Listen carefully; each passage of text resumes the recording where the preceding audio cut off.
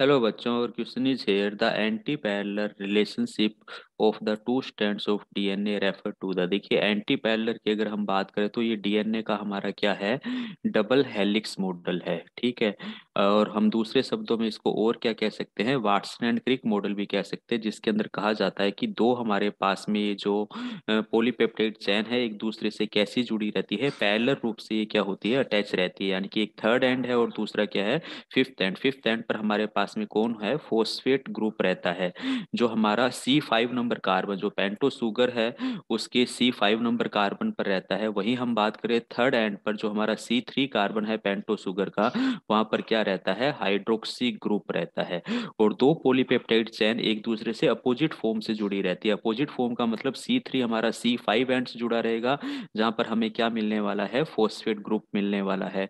और दूसरी तरफ ये C5 है तो ये दूसरा स्टैंड हमारा C3 होगा, जहां पर हमें क्या मिलता है, हाइड्रोक्सी ग्रुप मिलता है। तो ये हमारा एंटी पैरेलल का मतलब होता है। एक एक करके हम स्टेटमेंट देखते हैं। Stands being the opposite of parallel they are twisted.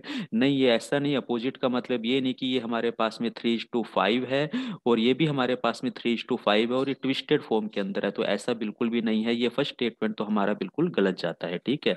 Stands providing alternative branching, नहीं, स्टैंड ऐसा भी नहीं है 3:5 है। ये यहाँ पर हमारे पास में ब्रांचिंग शो करता है, फिर 5:3 ब्रांचिंग शो करेगा, तो ये भी स्टेटमेंट गलत है। नेक्स्ट हम बात करते हैं stands aligning such that one stand starts with A third carbon and other with A 5 carbon. Yes, ये जो 5 कार्बन है फोस्फेट ग्रुप के साथ में हमारा स्टार्ट होता है। ठीक है। और थर्ड कार्बन है जो हमारा हाइड्रोक्सी ग्रुप रखता है, तो ये बिल्कुल सही स्टेटमेंट जाता है।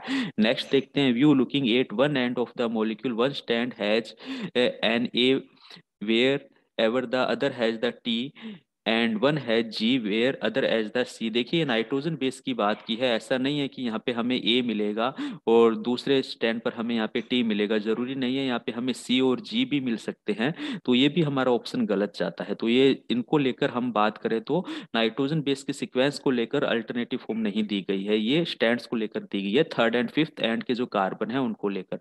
तो ऑप्शन सी हमारा यहाँ पर क्या है, बिल्कुल राइट आंसर जाता है। Thank you.